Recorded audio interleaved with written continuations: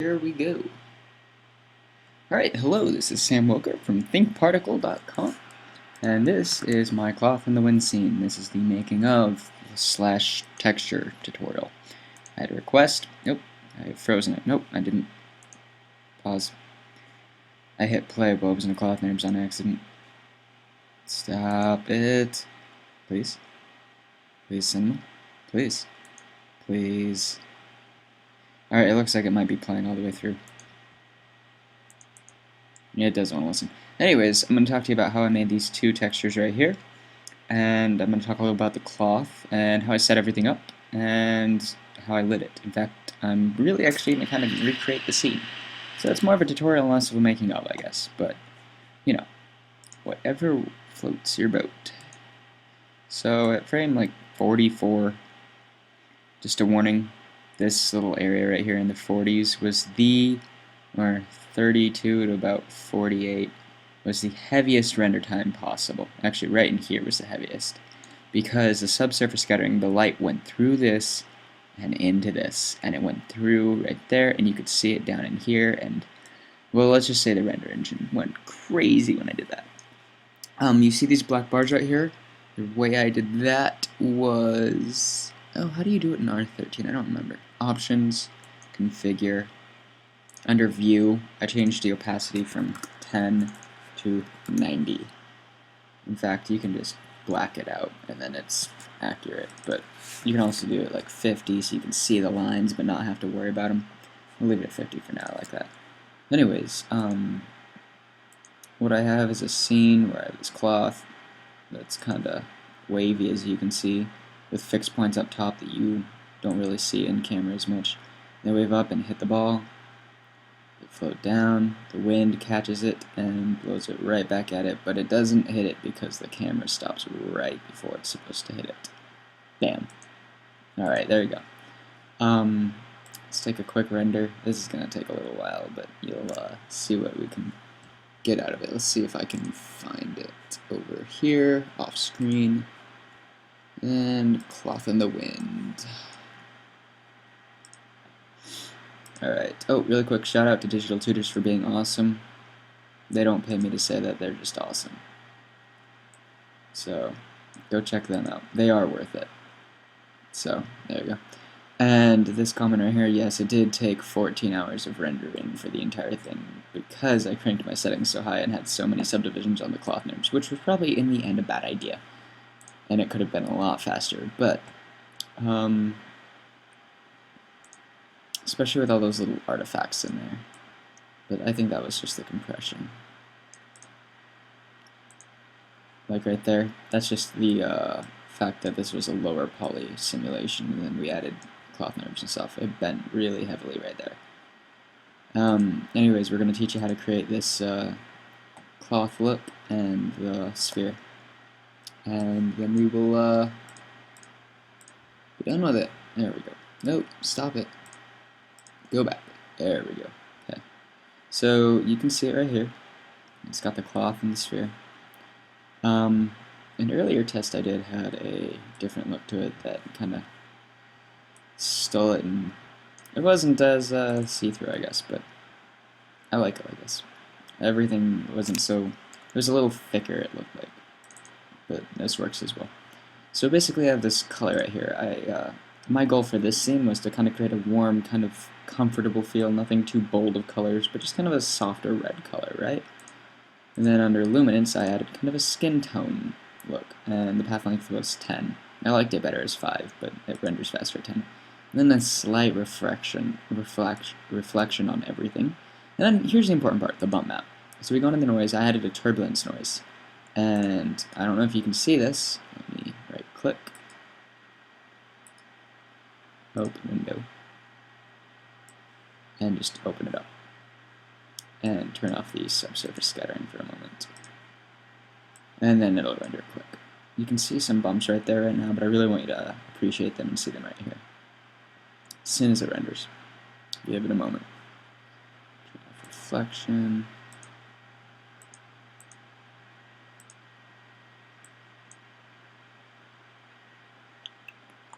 One moment. There we go.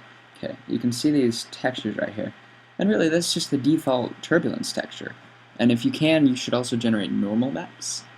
If you're just using textures and bump maps, that's fine too usually, but bump maps, normal maps do really help a lot with the lighting, and so do displacement maps. But right here you can see this texture is created just by the turbulence, and it really looks kind of cool. It looks a lot better than just a default sphere. It actually gives it some realism to it, because nothing's perfectly round. It just doesn't look good if it's perfectly round. It looks kind of freaky. Oh, no transparency. Luminance and reflection. Turn transparency off. Off. Thank you. And then I added a wide specular color, like 90 by 15. I really liked that. It was a softer scene, remember? And it did have a specular amount, but like if we turn off the specularity, you'll see. It's there. And then the specular color, I just tinted it a little red. And then for the sphere, I basically did everything the same way, just I changed the colors and didn't add a specular color.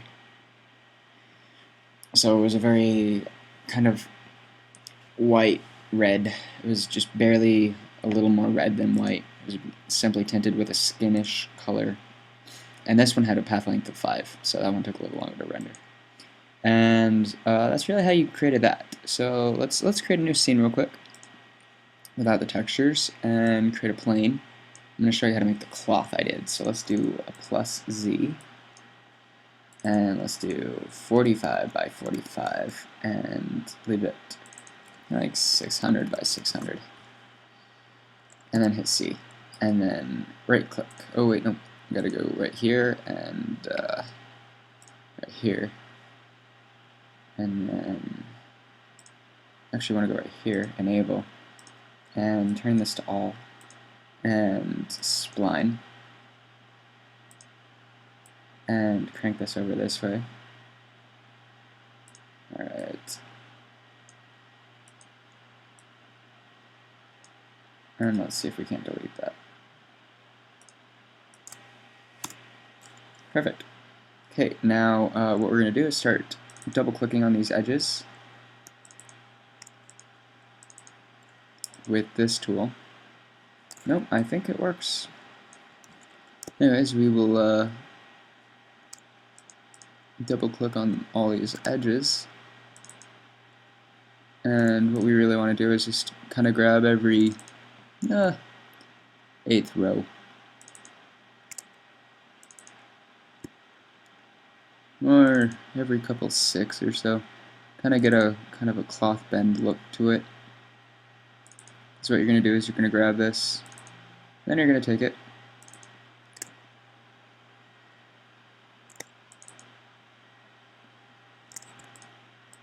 unselect those with the control button. There we go. Scroll up and pull it back just a bit. Remember, the spline object controls, or the spline radius, is what's causing this to kind of create that fall off in the cloth texture. And now we have this object right here. Let's unselect it. Alright, as you can see, it has kind of a cloth-ish look. Where'd it go?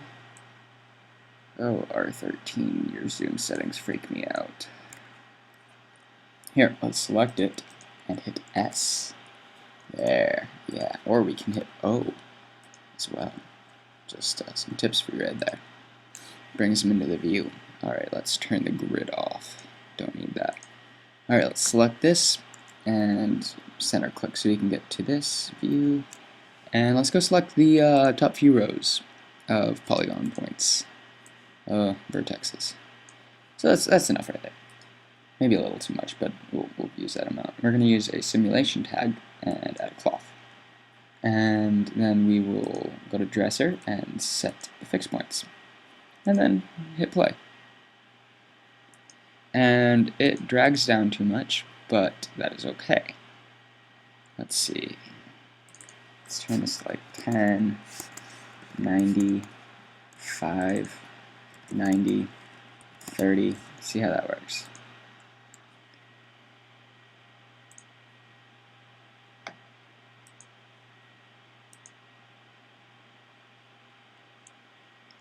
Okay. It's not as... It kind of moves more as a whole instead of just little bits. And it doesn't move too much. It's not perfect cloth. It's kind of stretchy, but that's okay. We'll leave it at that. It doesn't have to be perfect. Alright, let's turn the wind strength. Yeah, actually, Z is perfect right now. Let's turn it to like 2. Which, by the way, that's a lot of wind strength. Just a heads up. Let's go in and turn this off, by the way.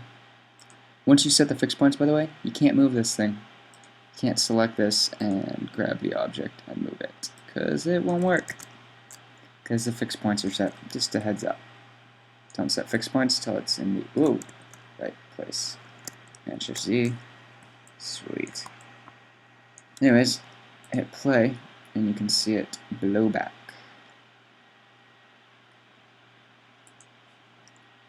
Let's grab that cloth object and make that a 5 and really blow back. Oh, let's actually add some turbulence too. A 1. Oh, that is powerful. Oh, and it flips up and then collides with itself, which, by the way, not accurate. Self-collision under the expert settings. So. And by the way, that will slow it down, but it's going to be more accurate. Here it goes. Here it goes. Here it goes. And here it goes. It's going to go up. By the way, normally it would have already hit the sphere. Alright, going up, up, up, up and over. Up and over. Up and over. Growl, go hide for a bit. Stop. Okay. And now it's hitting it. It's going to wrap around it.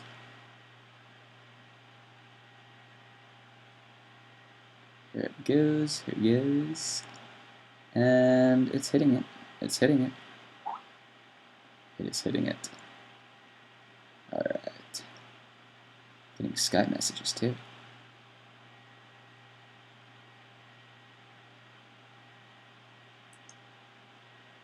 There you go. So normally you'd want to cache that instead of just watching the whole thing. Anyways. No. Guys, it's not going to stop again. This is some sick joke. Cinema 4D doesn't let me pause it.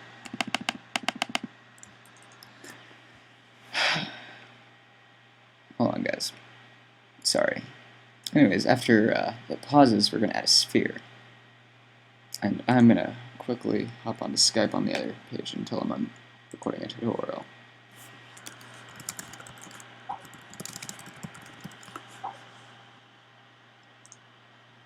He's excited because I bought a new domain name.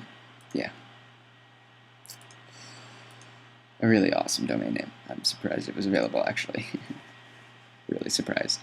Alright, there. And it's going crazy and responding to every action I sent it.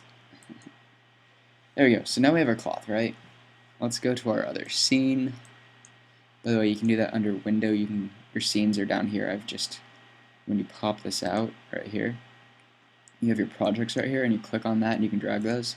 You can customize your palettes and drag it right there, like I did if you want to be super awesome. This layout is available for download somewhere on my site. It works in R12, R13, should work in R11.5. Let's grab these, copy,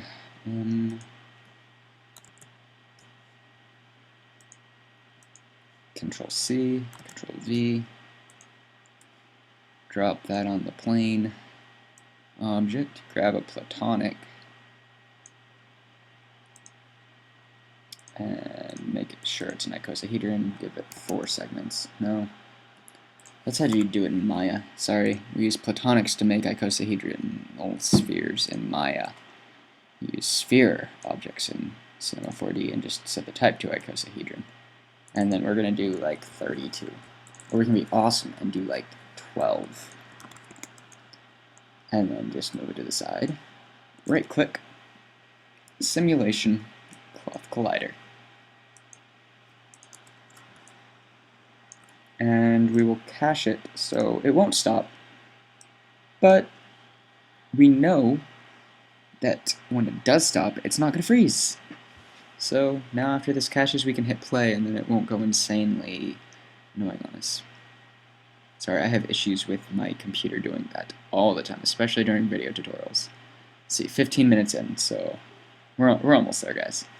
And after this, we'll create the environment. And I did have a few extra things in the scene. Some of them were useless, some of them weren't. What it really did was just... oh, what did it do? Brain dead. I had grass in the original scene, but I decided that took way too long because the first frame rendered under about 2 minutes, but with grass it took about 12 minutes, and I could not imagine how long that would take the entire render. Oh, maybe like 48 hours of rendering, which I didn't have time for since this was just a simple personal test, just to test out the physical render engine. It was not worth it. Anyways, there you go. And we have our collision. Oh, that looks really weird right there. It's so uniform. That's where turbulence could come in. Actually, it looks like we might have too much turbulence or too much wind. That's actually really cool. I like that, guys. I'm going to tell you right now, I really like that. Let's add some more red, though. Make it pump. Pump up the jam. Pump it up. Oh, I can't remember the rest of those.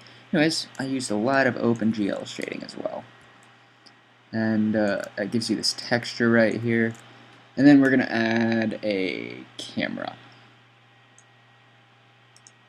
And we're going to go into the render settings, set it to physical render, and do 1200 by 600, lock ratio 960.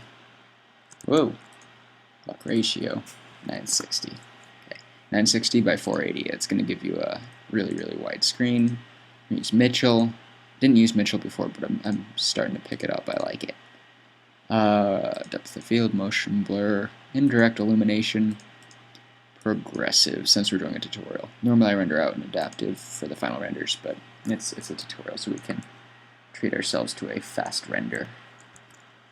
Whoop, let's grab the plane and just hit S. Really? You're gonna play that game with me? Oh. There, it frames it, but it doesn't like shrink in and frame it in uncomfortable ways. There we go. Okay, now we can...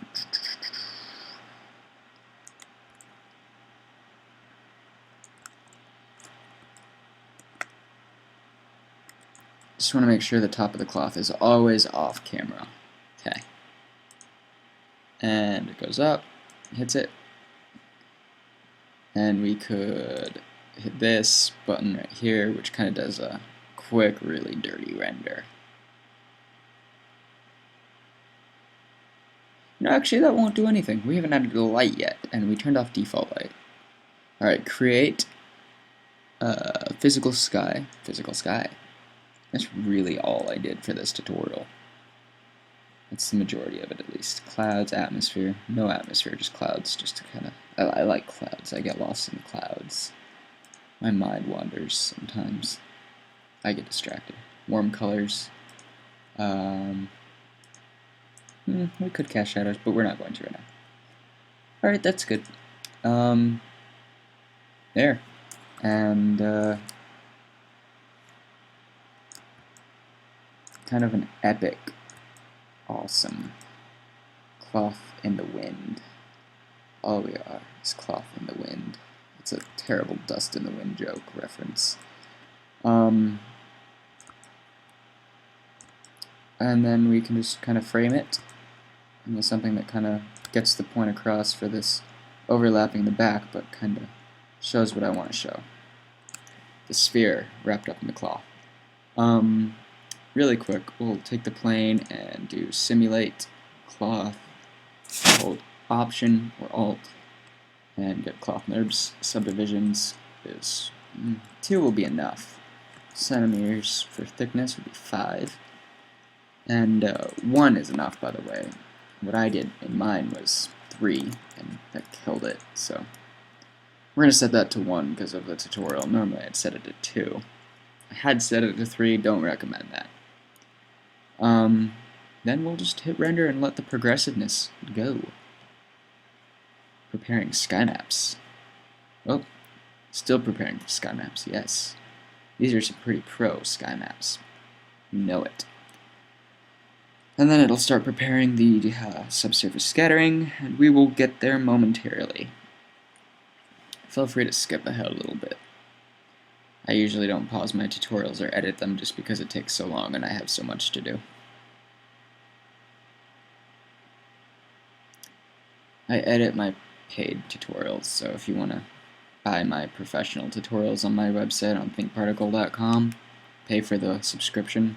I actually do care about putting some serious work into those, but free ones, no. Yeah, you can skip through. Sorry. It's calculating the subsurface scattering, now it is doing the first progressive pass. Oh, forgot it goes above the frame. That's okay. It'll just take a little longer. But you can start to see already that there's texture in there from the bump map lighting. And then we'll see some shadows down here. It's getting there. This is why you don't want to have this in the frame, though. It looks fake. Because it is fake, but that's how CG works. It's a magic trick. I'll show you my right hand while I pull the strings with my left. And I'll show you the magic rabbit in my hat and pull the strings with my other hand. You know how it works. Want to be a good CG artist or storyteller? Learn to be a magician first. Actually, funny story. That was my first entertainment career. I was a 15-year-old magician balloon artist. Paid. Like, real serious stuff. Like, you should see some of the stuff I've created with balloons. They're amazing. I don't have photos, though, sadly. Anyways, now I'm a computer animator, and it's fun stuff. And this is what we've made. I think the sphere was a lot bigger, though, in my final render. Like, at least twice as big. And it's getting there, it's getting there. But this is how you make the textures and everything. And 25 minutes in, you really kind of get the basics. With awesome physical skies and the physical renderer. And even the progressive pass 1 looks decent. So, but the issue is, first frame takes like 2.5 minutes already, and it's not even done. Oh, and apparently the sphere is set to physical. Perfect render has to be off. Forgot. That's rather important, guys. Anyways, we will set this up, and you can see this little spot right here. This will also take a moment to set up, but remember all that. And once you set that all up, you can go rip this off if you'd like. Or you can learn and take the concepts from it and make your own thing and be a superhero like that. And respected by me. Anyways, that's what I got for you today. I will be doing more later.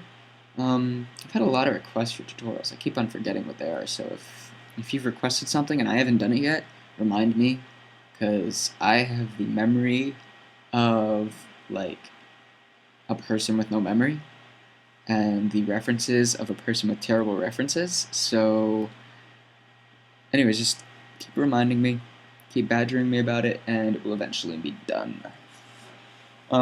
Feel free to hit me up on Twitter for fast answers as well.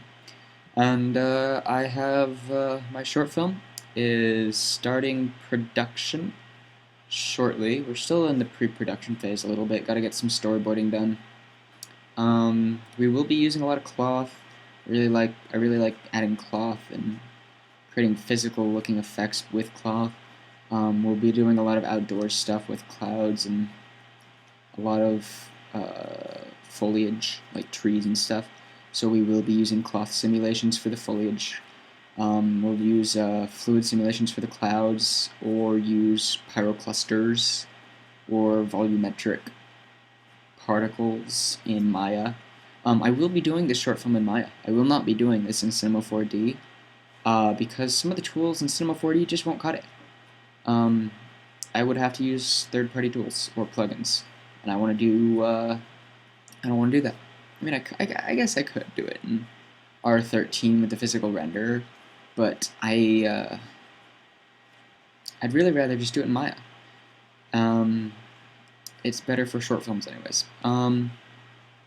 Anyways, you can see right here, this is what it looks like.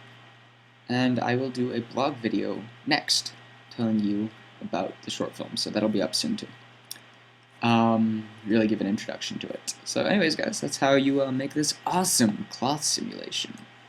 And I hope you guys enjoyed it, and come back for more. Check out thinkparticle.com, and check out the premium training. I have right now one thing up. I'll be putting up more soon. It's a giant fluid simulation. And by the way, the thing that I'm teaching how to make, when I put that video up on Vimeo, it got me a job. So if you go check that out, you can learn how to make it too.